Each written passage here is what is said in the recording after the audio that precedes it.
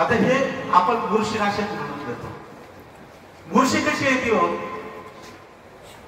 Hello सरांना झोप लागली सर हे का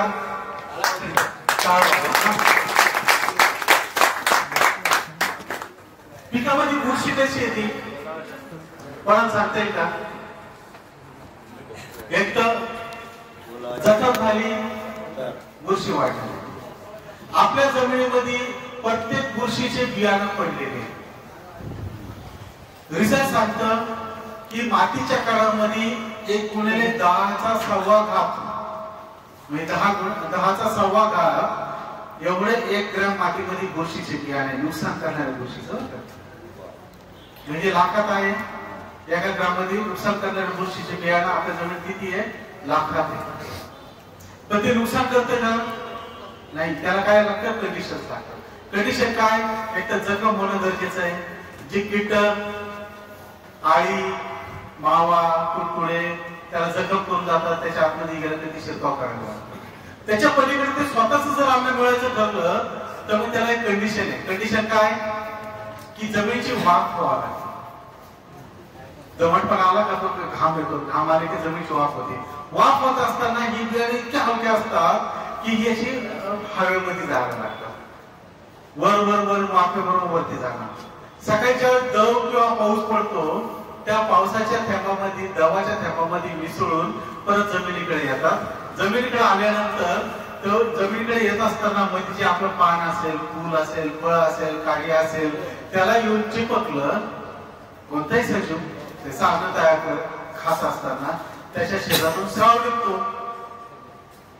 आता मी म्हटलं मला जर जेवण करायचंय भूक लागली आपलं जेवण करायचंय तर जेवण करत असताना माझ्या जिभेमध्ये काय निघणार आहे?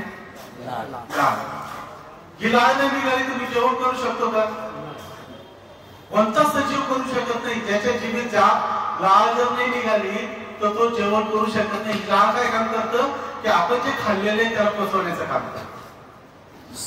आपण दाताने फक्त त्याची पीसेस करतो पण त्याची पेस्ट करायला लाळ करतात. लक्षात आलं? म्हणजे लाळ काय करते? त्याला कुजवण्याचं काम करतं. आता ही बुरशी ज्यावेळेस वरून खाली आली खाली आल्यानंतर ते पानावरती पडलं फुलावरती पडलं काळीवरती पडलं की पडल्यानंतर ते काय करणार आहे? त्याचं अन्न मिळवण्यासाठी त्याचं स्राव सोडणार म्हणजे लाळ सोडणार आहे. ते लाळ त्या पिकाला कुजवण्याचं काम करतं. वरून ते जे पान असेल पानाला कुजेल फळ असेल फळाला कुजेल काळी असेल काळीला कुजेल. तर तिथं बघा तुम्हाला असे बारीक पिवळे पिवळे चट्टे दिसायला लागतात. कुजलेले चट्टे दिसतात. कुठं कापा दिसतो. म्हणजे जे काही कुजवण्याची प्रक्रिया करतात काही जाळण्याची प्रक्रिया करतात. म्हणजे प्रत्येकाचं गुणधर्म वेगळा आहे. कोणी कुजून खातं सडून खातं तर कोणी जाळून खातं.